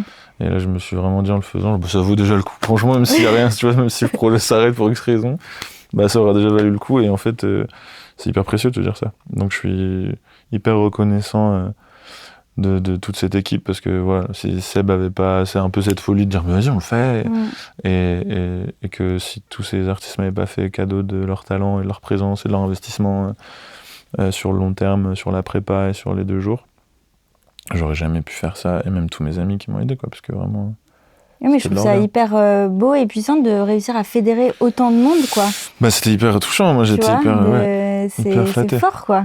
C'était un peu n'importe quoi. Ouais, franchement, c'était un peu n'importe quoi. Mais c'était improbable. Moi, je me suis vraiment dit ça avant les 2 jours, genre, c'est improbable. Je voyais tout le monde là, genre... Comme un enfant, quoi. Ouais, vraiment comme un enfant. Mais c'est vraiment pour ça que j'ai commencé la musique et que j'espérais en faire, quoi. C'était pour ces moments-là, quoi. Donc ouais, c'était improbable. Où est-ce que t'en es là en ce moment ? Donc en ce moment, je finis un 2e EP, mais je dois sortir un 2e EP, mais je finis beaucoup de morceaux en même temps. Donc l'approche, elle est un peu étrange. Ça va être un album, en fait ? Il y a de quoi faire un album largement, mais je le pense pas comme un format, donc c'est un peu bizarre. Je suis plus dans quelque chose où, en fait, j'ai beaucoup fait de live, donc j'ai beaucoup joué mes nouveaux morceaux, je les ai beaucoup testés Et ensuite, j'ai une approche du coup un peu en studio où c'est un peu inversé. Tu vois, c'est beaucoup des morceaux qui viennent que j'ai écrits en guitare-voix de live, qui ensuite j'arrive en studio, mais j'ai pas eu d'idée vraiment de comment je veux qu'ils sonnent en design, quoi. Donc j'ai pris le temps d'explorer ça, et avec d'autres gens et seul, etc. Donc là, je finis tout ça. Il y a des morceaux qui vont sortir très très bientôt. Je vais sortir un double single là très bientôt. De 2 morceaux que j'ai envie de sortir comme ça, parce que je trouve qu'ils ont trop de sens ensemble et qu'ils sont un peu lumineux, donc ils peuvent sortir en été, c'est genre les seuls que j'ai qui peuvent sortir un peu en été. Et c'est pas du tout des summer hits, mais c'est juste des morceaux que je trouve ont une vibe qui me ressemble vachement et qui en même temps sont vachement plus lumineuses que certains morceaux un peu dark, comme la plupart que je peux écrire. Ah, je trouve qu'il y a toujours de la lumière dans ta musique. Bah tant mieux, moi je trouve, enfin en tout cas... C'est toujours très équilibré, je trouve. Il y a beaucoup plus cette énergie un peu plus sombre dans Forme que là. Bah c'est plus simple seul aussi je trouve de jauger l'émotion. En fait moi c'est hyper forcément plus simple de comprendre exactement où je vais dans ma propre émotion. Là où avec Forme ils faisaient un hyper bon taf les gars de suivre un peu si c'est moi qui ai lancé le morceau. Mais c'est vrai que forcément t'as 3 énergies, c'est plus dur de raconter quelque chose à 3. Même si on le faisait, j'adorais la manière dont on le faisait, que ce soit pour nous ou pour d'autres, il y a une connexion avec ces gars qui est particulière. Mais tu perds pas en énergie pour autant. Bah ouais, en plus là sur la suite, il y a des trucs vraiment dont je suis hyper fier, ça va être trop beau. J'ai juste pris le temps là d'essayer plein de choses et en fait ça m'a trop saoulé de me dire que je suis pas en retard, parce qu'il n'y a pas de retard, mais je me suis dit, mais attends, à quel moment t'as autant de morceaux et c'est toujours pas sorti, tu vois, parce qu'on devait sortir des choses avant, et c'est vrai que comme j'ai passé beaucoup de temps là sur toute cette activité de supervision musicale, etc., je me suis un peu dit, mais je prends le temps de digérer, je faisais pas mal de live, je me suis dit, j'ai envie de comprendre ce que j'ai envie de faire, j'avais pas envie de faire une direction, j'avais enregistré pas mal de choses avec les musiciens en studio, que j'aime beaucoup, mais en fait, moi, ça manquait de cohérence. Ouais, je suis passionné quand même de la proposition de design sonore. Tu vois, mes artistes préférés, comme Nick Hakim, etc., c'est des gens dont je respecte trop le travail en studio. Et je voulais pas trop léser ça. Et je me suis un peu dit, je crois là, tu l'as fait un peu parce que c'était facile, mais du coup, j'ai pris le temps. Et aussi, je remercie Nowadays et tout de pas me mettre trop la pression là-dessus, parce que c'est quand même cool. Et Zamora, tu vois, parce que j'ai quand même dit de base, ouais, on sort un EP en février. Puis on fait non, en fait, on va attendre. Et puis voilà, il n'y a pas de pression. Ils suivent quoi, ils ont confiance. Oui, ils savent qu'il y a plein de morceaux, que c'est pas une panne d'écriture, mais que c'est plus que je veux trouver le bon format. Et c'est vrai que j'ai pas envie que le studio soit juste un rec du live. J'ai pas envie, je grossis le trait, mais tu vois, j'ai vraiment envie de pouvoir trouver un truc qui m'épanouisse aussi en studio. Et là, je commence à vraiment reprendre le truc que je te disais un peu plus solitaire et ça me fait beaucoup plus kiffer. Je reprends beaucoup toujours plus des chansons d'amour. Ouais, beaucoup. C'est un peu ta source d'inspiration. Enfin, t'écris selon ce que tu vis, j'imagine, parce que j'ai l'impression que t'écris beaucoup de façon instantanée sur ce qui se passe. T'as pas besoin de digérer des trucs pendant 3 ans. Non, c'est ça. Puis je compose beaucoup, donc c'est vraiment des trucs au jour le jour, mais c'est sûr que c'est souvent... c'est pour ça, tu vois, qu'il y a beaucoup... Je pense beaucoup de choses un peu clichés, mais c'est pour ça que je pense que ma musique est dark comparée. Moi, je suis très jovial dans la vie, je rigole beaucoup, je suis jamais trop down et tout. Et j'ai cette chance-là. Oui, tu veux dire, il y a un truc plus mélancolique dans ta musique. Je pense que c'est que ça a été mon approche toujours, c'est dans la musique que je sors les trucs un peu tristes, et du coup, naturellement, c'est toujours là qu'il y a un peu les trucs de heartbreak et de blablabla. Mais récemment, il y a des trucs plus mignons qui ressortent, des trucs... Donc c'est pour ça qu'il y a eu beaucoup de la solitude aussi, parce que c'était... en vrai, le gros truc de l'année où j'ai écrit ce premier EP, il y avait beaucoup ce sentiment de solitude et comment je le vivais, donc il y avait vachement ça aussi. Mais là, c'est un autre processus, mais que j'aime beaucoup là, de refermer un petit peu sur moi. Mais oui, beaucoup de chansons d'amour, toujours. Est-ce que, pour terminer, tu aurais un livre ou un film ou une expo à me recommander, ou quelque chose qui, dans ton parcours d'artiste, t'a marqué et t'a influencé profondément? J'allais te demander, est-ce qu'il y a des artistes, mais tu m'en as cité tellement que... J'en ai cité beaucoup. Des artistes, oui, évidemment. Artiste, de toute façon, en ce moment, je dis ça parce que je suis heureux, c'est devenu mon artiste préféré, mais il a toujours été dans mon top 3, mais là, je trouve que c'est un artiste qui s'appelle Nick Hakim. C'est vraiment ma plus grosse inspiration, je crois. Depuis longtemps, parce que je l'écoute vraiment depuis l'époque SoundCloud. J'adore ces artistes qui sont des piliers d'inspiration. Tu peux revenir dessus 10 ans après et il y a un truc qui te chope toujours autant. Exactement. Et pareil. Son évolution, en fait, me... Oui, où t'évolues de la même façon, quoi. Ouais. Je suis trop fan. Donc ça, et sinon, je pense que ce qui m'a beaucoup marqué, il y a un film, moi, qui m'a beaucoup marqué, parce que la BO m'a beaucoup marqué aussi, et en fait, ça m'a vachement inspiré. C'est un film qui s'appelle Minari. Je sais pas si tu l'as déjà vu. Non, ça me dit quelque chose, mais je pense pas l'avoir vu. C'est hyper beau. Enfin, moi, ce film, il m'a trop plu. Il est hyper... c'est un peu triste, hein, quand même. Mais la BO est hyper belle. C'est un compositeur qui s'appelle Émile Mossery, qui a écrit la BO. Et j'ai adoré ce film. La place qu'a la musique, mais pas que la musique. Je trouve que la narration, il y a une espèce de lenteur et que moi, j'aime pas forcément dans le cinéma. Je suis plutôt... j'ai besoin de quoi qu'on me divertisse, quoi. Ouais. Voilà. Mais en fait, ce film, je l'ai trouvé hyper touchant. Il m'a beaucoup, beaucoup marqué. Et la musique est sublime. Il s'appelle Minari. C'est hyper beau. Voilà, c'est un des trucs qui m'a vraiment marqué, où je me suis dit, ok, faut que je pense comme ça un peu sur l'aspect patience, enfin, je parle de l'approche artistique qu'ils ont eu dans le film et dans la musique. Mais ouais, ce film est sublime. En livre, en vrai, je l'ai plus assez. J'ai honte, mais je l'ai plus assez en ce moment. Et je fais beaucoup de films ici, mais c'est des films français que le travail est toujours hyper intéressant, musical, mais c'est moins le cinéma qui me plaît. Mais ouais, Minari, je conseille à fond. Franchement, ça m'a marqué, moi. Ok, hyper beau. Ça marche. Et après, en artiste, ouais, Nick Hakim, Saya Gray, La Chica, évidemment, et plein de belles personnes. C'est qui le tout premier artiste où tu t'es pris une claque petit? Radiohead. Ah ouais? Ouais, Radiohead et Tom York, c'était vraiment... Déjà, j'avais une grand-mère qui écoutait Tom York, je trouvais que c'était trop la classe. Ça, c'est chic, hein. Ouais, c'est trop fort. Elle avait ça dans son iPod, à chaque fois, j'étais en mode... La grand-mère qui écoute Radiohead et qui te met à la batterie, trop kiffé. C'est quand même cool. Ma grand-mère est incroyable. Mais ouais, elle avait découvert en vrai par mon frère, mais c'est vrai que... Et mon oncle, moi je suis né vraiment à l'époque de, tu vois, Karma Police venait de sortir. Donc ouais, Radiohead c'était gros coup de cœur. Et puis les premiers albums de Coldplay, hein, tu vois, où je me suis vraiment pris ça, Parachutes et tout, mais j'ai trop aimé. Même aujourd'hui en songwriting, je trouve que c'est ouf. Et c'est vrai que ça s'entend dans ta musique. Bah, j'aime beaucoup cette époque-là. Et puis après Nirvana, le grunge, tu vois, j'ai eu ma grosse phase. Donc ouais, j'adore. Et après, bah, Think, ça a été mon gros... Think, c'est là que j'ai compris ce qui me plaisait avec la voix que j'avais. Tu vois, je me suis dit, comment je vais faire? Parce qu'en fait, moi, au début, j'avais une voix... J'ai mué, quoi, forcément. J'ai pas toujours eu cette voix. Tu vois, à 10 ans, j'avais pas cette voix, quoi. Mais du coup, quand elle a changé, je me rappelle que quand elle a changé, je ne savais plus ce que je devais faire. Et je me suis vraiment dit, je fais quoi avec ça? Ouais. Excellent. Parce que je chantais beaucoup, tu vois, je chantais tout le temps avec ma guitare, mon truc. Et puis, quand j'ai mué, je me suis dit, j'ai pas envie de chanter dans le bas tout le temps. Mais tu sais, tu sais pas trop quoi faire. Et je me rappelle que Think, j'ai découvert à l'abattoir. Genre, je me rappelle qu'on m'avait fait écouter dans le studio et que c'était le premier que j'entendais faire des trucs moins. Je trouvais ça un petit peu. Souvent, ce qu'on me servait de voix un peu bas. Parce que aujourd'hui, je chante beaucoup moins dans ce registre bas, mais avec Forme, j'avais vachement cette signature qui était venue. Et du coup, on me comparait tout le temps à Woodkid. Mais et je dis ça, j'ai rien contre Woodkid et tout, mais c'est pas ça, moi, c'était pas mes refs. Et du coup, je comprenais pas. Je me disais, c'est pas ce que j'ai envie de renvoyer. Et Think... oui, c'est vrai que tu chantes beaucoup moins dans les graves. Je le fais à des moments précis, mais c'est beaucoup moins un registre, parce que j'ai placé ma voix autrement, surtout sur le solo. Il y a un truc plus aéré, plus aérien, quoi. Ouais, mais c'est vrai que... En plus, qui correspond plus à ta voix parlée, d'ailleurs. Ouais, complètement. Ouais, mais c'est vrai que je pense qu'au début, on m'a vachement identifié là-dessus, et que même moi, inconsciemment, je m'étais dit, c'est la signature, faut que je chante comme ça. Parce que c'était un peu... Ouais, ça faisait partie de la touch de Forme, et je m'étais dit, on est obligé.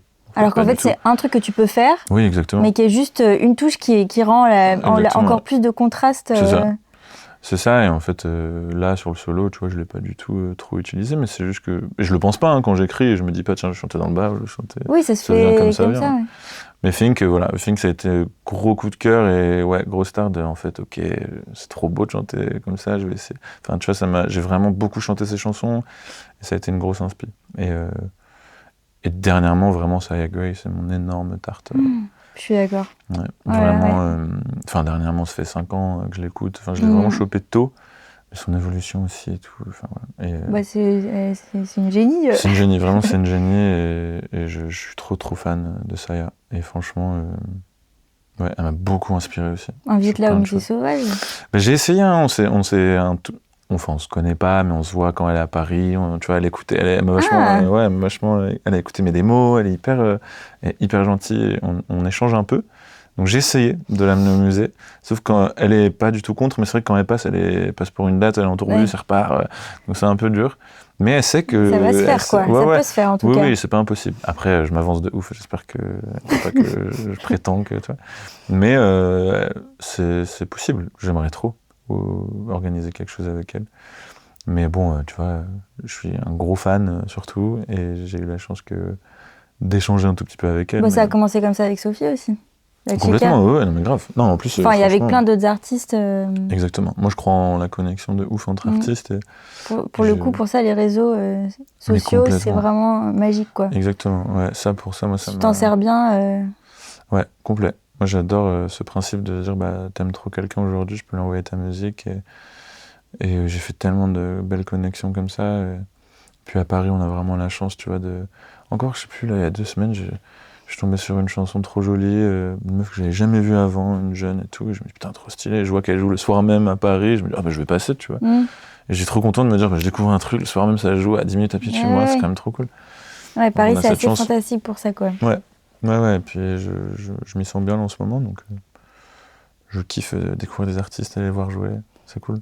Est-ce que tu as un mot pour la fin, peut-être pour encourager des jeunes artistes qui se lancent, qui se cherchent, est-ce que tu aurais un conseil ? Toi qui rencontres vraiment beaucoup d'artistes, qui voient plein de chemins différents, de parcours, de projets, tu aurais un petit mot d'encouragement ? D'encouragement... Ou un mantra, ou un truc, Moi, je crois que ce qui m'aide beaucoup, c'est de me répéter qu'il n'y a pas de règles. Et que... Enfin, moi, je sais que c'est un truc vraiment où je me suis tout le temps répété... Il n'y a pas de règles. Mais dans tous les sens du terme. Dans le sens où, parfois, on se dit, il nous faut un label, il nous faut ça, il nous faut un truc. Et sans ça, on peut rien faire. C'est pas vrai. Il y a 1000 choses possibles. Et moi, il y a plein d'artistes que j'admire où je vois leur schéma et je me dis, effectivement... on dirait pas, mais eux, ils sont en autoprod et ils se débrouillent très bien. Ou elle a un label parce qu'elle a choisi, elle est en major, trop chelou, mais en fait, ça a du sens. C'est-à-dire vraiment, dans tous les sens, vraiment qu'il n'y a pas de règles. Je me dis ça, par exemple, sur les contrats. Je me dis, un contrat, c'est une page blanche, il n'y a pas d'obligation de faire quoi que ce soit. Tu peux proposer dans ce que tu veux dans un contrat. Mais ça, c'est intéressant parce qu'on a tendance à se dire, c'est un peu figé. C'est pour ça que moi, c'est un peu ça mon mantra, il n'y a pas de règles. Dans la musique, dans l'art, il ne faut pas qu'il y ait de règles. Par contre, évidemment, il y a une espèce une approche où il faut quand même être un peu...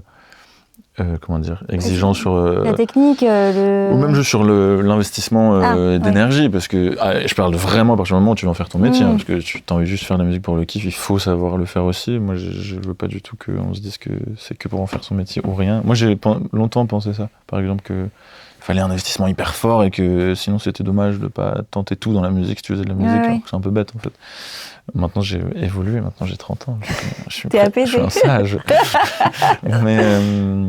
Mais oui, juste ça, moi c'est vraiment le truc que je me répète souvent et que je dis souvent beaucoup, même à Sophie quand elle a besoin de l'entendre, et que c'est des trucs toujours de dire, d'être patient et il n'y a pas de règles. Et alors c'est pas, tout le monde ne peut pas se le permettre, mais moi j'ai eu la chance qu'on me dise assez tôt, j'avais un manager à l'époque qui me répétait beaucoup, très jeune. Moi j'avais 18 ans quand j'ai eu mon premier manager et il me disait...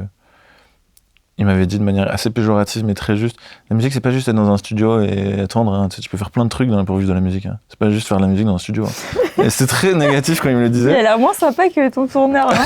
Il est moins sympa, mais tu t'as pas pris la même voix. Non, il est très intelligent, mais il le disait d'une manière hyper dure, mais il avait complètement raison. Du coup il m'a vite mis dans la tête qu'effectivement, je dis ça, évidemment, ça sonne, on dirait que du coup ça veut dire, je dis pas du coup c'est facile, tu peux faire plein de choses, c'est facile de vivre de la musique, mais dans le sens où il n'y a pas de règles, faut être patient, faut tester plein de choses, faut pas se dire j'ai sorti un EP, ça n'a pas marché, c'est foutu, loin de là, il y a 1000 façons de faire, 1000 projets, 1000 approches. Oui, parce que toi en plus tu fais vraiment plein de choses différentes dans la musique, quoi. Il y a pas que ton projet. Grave, et ça me fascine d'ailleurs de me dire ok, on peut faire l'approche comme ça, la musique de film, la supervision musicale, et tout ça, ça nourrit tellement le reste que je me dis ouais, et puis ça me permet, moi, mon équilibre, d'être patient avec mon projet. Parce que j'ai cette stabilité-là grâce au fait que je fasse d'autres choses. Tu mets pas d'urgence que sur... C'est ça. Mais ça, c'est le luxe que j'ai réussi, moi, à me confectionner. Mais ça peut être par d'autres biais, tu vois. Juste réussir le plus possible à pas écouter cette petite voix qui nous fait dire qu'on est trop vieux, si on a plus de 25 ans. Tu vois, on est tout le temps dans un truc où... c'est terrible, ouais. Bah oui, on se dit, c'est trop tard. Et en fait, tout ça, c'est... Et Et je dis ça, moi je suis pas du tout en train de me dire j'ai réussi très loin de là, mais au moins... Non, mais t'as réussi à à t'épanouir. Oui, c'est ça. Dans Juste ton me dire, équilibre, ça vaut déjà le coup, c'est déjà trop bien. Et évidemment, j'ai cette envie, ce truc qui me pousse de me dire, mais j'ai rien fait encore, et voilà. Et j'ai envie de composer la meilleure musique possible. Oui, ça n'empêche pas d'avoir des milliers de rêves et beaucoup d'ambition. C'est et ça. voilà. Mais juste apaiser ça, apaiser ce truc de pas se mettre trop stress qui en fait bride la créativité et de... Moi, je me compare beaucoup, enfin... Parce que souvent, moi, tu vois, j'écoute énormément de musique. Et tu vois, je bosse parfois avec des artistes en studio. Moi, j'aime bien qu'on commence une session avec une artiste que je connais pas, qu'on écoute ce qu'on aime. Ça me permet de comprendre un peu la personne, tout ça. Mais il y a des artistes qui détestent écouter des choses avant de composer parce qu'ils comparent. Je dis ça parce que du coup, je sens que j'ai des approches assez apaisées comparées à certaines personnes. Moi, je vais comparer à d'autres gens, mais jamais d'une manière c'est moins bien ou c'est mieux que ce que je fais. Je vais jamais me dire. Il n'y a pas une histoire de niveau, quoi. C'est juste des inspirations et ça te déclenche des. C'est ça. Et ça, j'essaye de garder ça au maximum, de me dire. Je dis pas que les autres ont tort, hein, mais je sais que c'est ça qui me rend assez apaisé. Je pense que je me dis, moi, je compose. Tu vois, là, quand j'ai été adopté dans le jazz. Par les gens du jazz un peu qui m'ont fait jouer, mais j'avais rien à foutre là en termes de niveau de. Tu vois, c'est des tueurs, des tueuses. Des chanteuses, des chanteurs de ouf, des batteurs, tout le monde est monstrueux. Moi, j'étais genre, je n'ai rien à foutre là. Mais en même temps... Bon, ça, c'est pas vrai. Mais c'est ce qu'on se dit de nous. C'est ça que je veux dire, c'est que tu te diras toujours, moi, je rencontre tellement de gens que j'aime, que j'admire, qui me disent, ah, mais toi, c'est facile, tu chantes mieux que moi. Mais jamais... En fait, tout le monde personne se prend au sérieux dans l'art. Enfin, il y en a, évidemment, mais je trouve que c'est assez beau, mais c'est en même temps un peu dangereux. Tout le monde a un manque de confiance quelque part. Tout le monde, quand tu fais un album qui marche, tu vas te dire ça va jamais être aussi bien l'album d'après, ça va jamais marcher. Il y a tout le temps des doutes et je trouve que pour apaiser ça, il faut se dire, il n'y a pas de règle, il n'y a pas de logique, sinon tout le monde le ferait. Et il y a un truc hyper... faut se laisser le temps, faut se laisser la chance de rencontrer les bonnes personnes pour s'entourer. Voilà, je dis ça parce que souvent j'ai l'impression que on se presse parce qu'on a l'impression qu'il y a des règles, de se dire il nous faut un manager, il nous faut un truc, donc on s'entoure, on se met des pressions, C'est bien de se jeter parfois, je dis pas, mais je pense vraiment que moi ce qui m'apaise c'est de me dire ça, c'est de me dire essaie de faire la meilleure musique possible, la plus sincère, et tant que je me sens au bon endroit, ce qui me manque en ce moment, je suis entouré de gens que j'admire, j'ai l'impression que je vis des moments cool artistiquement. Tant que je me sens au bon endroit, je me dis que c'est bien, que ça le fait. Et si je m'y sens plus au bout d'un moment, je changerai la recette, mais je changerai l'entourage, je changerai les choses, mais pour l'instant, voilà, je me sens à la bonne place. Ouais, au bon endroit en tout cas. Super, merci beaucoup. Merci à toi. C'était un plaisir, c'est hyper inspirant de voir ton chemin, ton parcours. Donc merci beaucoup. Je suis super contente. Est-ce que tu ne ferais pas une deuxième chanson ? Merde, j'ai toujours pas décidé quoi.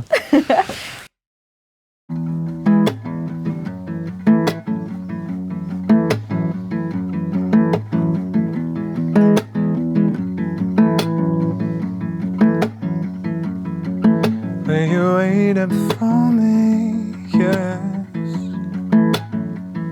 till I can feel alright.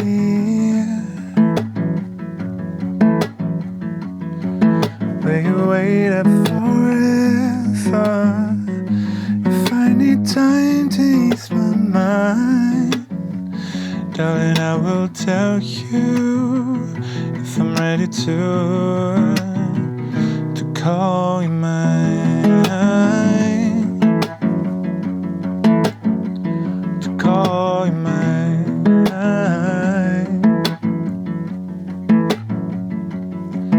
Tell me, is there a reason for us to be afraid? No, I don't think so. Either way, when you call, voice is making me forget. I need to tell you, think I'm ready to call you mine.